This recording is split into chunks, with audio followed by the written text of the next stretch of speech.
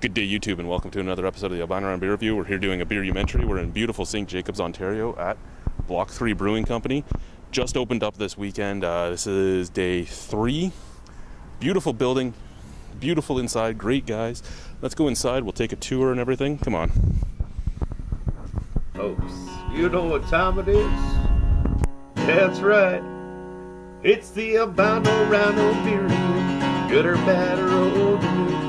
Sip away the night with all our friends. Well, you folks that are ready, land, it's drink beer, review beer again. So grab a brew and join us when you can. They'll rate our drink based on what we think and pass Good day. We're here in St. Jacobs at Block 3 Brewing. Gonna go on a tour with Phil of the beautiful building. So hey, let's go. Awesome. Hey guys. Once again, my name's Phil. I work here at Block 3 Brewing Company in St. Jacobs. We're super proud to be open finally, and this is our brewery. Before we get cruising around the brewery, just to let you know, this whole project has been a labor of love for us.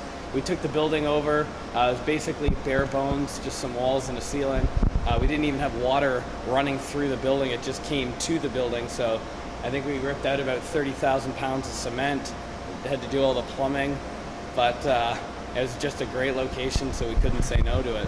So all the work up front here in our tasting bar in our retail area, Brian did all this work by hand. He apprenticed as a master trim carpenter, and so basically everything in here is his work of art. So including all the lighting and all the fixtures, all the pillars, beams, bar, washrooms. He did an unbelievable job, a man of many talents.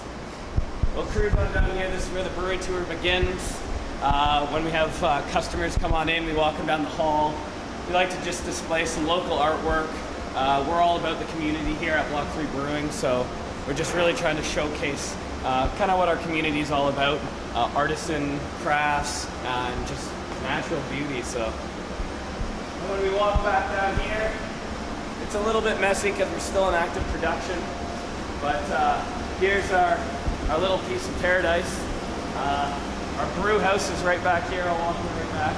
Her name's Lucy.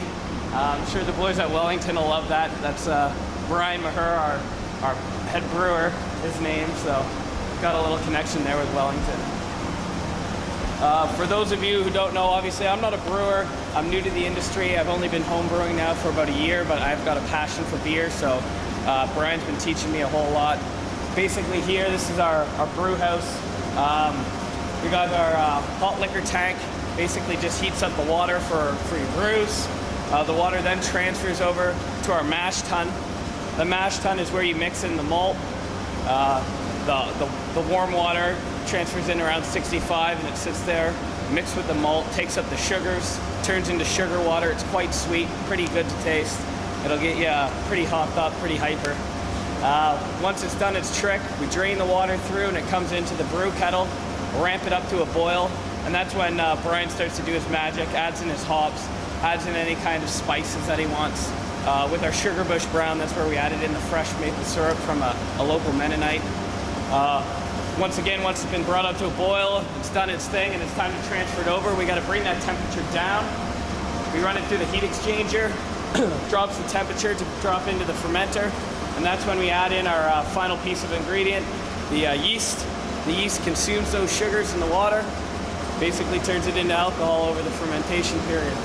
The loud thing that you hear beside me, that's our big and bossy, new used chiller. So it used to be in a chocolate factory, but now it's helping us brew some beer. So unfortunately it's a little loud, but it is what it is. We got a great deal on it from our buddies down at Cool Zone. So all of our equipment here is from Creveller.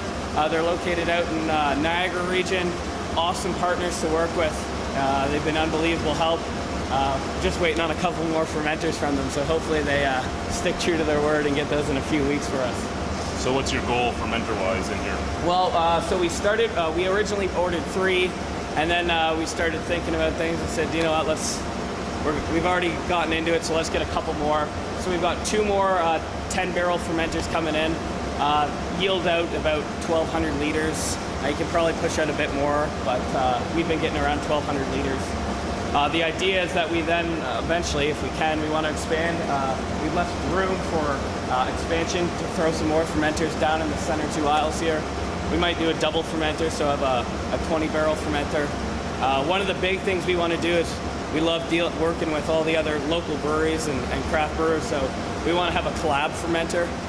And basically, we will only ever brew collaboration beers out of it and get some plaques on the wall of all the breweries that we've worked with and teamed up with. We just think it'd be a lot of fun, and we're all young guys, so we want to we want this industry to be pumping still. So no better way to do it than partner up with all the other breweries. So the final part of the brewing process is we transfer over the fermented beer. It takes a few weeks, 3-4 weeks. Transfer it over to the bright tank. It's our finishing tank down over here in the corner. From there, we carbonate it. We could filter it, but we're not going to filter any of our beers. We like it natural. So, and once that's done, we're a pretty manual system. We've got I can't see it here, a 4-head bottle filler right there. Yep. So Brian usually is cranking through the bottles. We'll have myself or my girlfriend Carrie on the capper. We got a single head capper, so just uses some hydraulics and a magnet to drop the caps on, and then clean off the bottles, put on the label, and toss it into a box. We're pretty grassroots here. All of our boxes are just brown paper boxes with a stamp on it. Maybe one day we'll get a little crazier, but we kind of like it. We're classic country guys, so that's kind of what we're all about. And that pretty much concludes the tour. Luckily, it's on a video, so there's no questions. The best part about the tour is when you're done, we get to take you through the big barn door here and bring you back in to have some beer built at the bar. So thank you very much, guys. Thank you.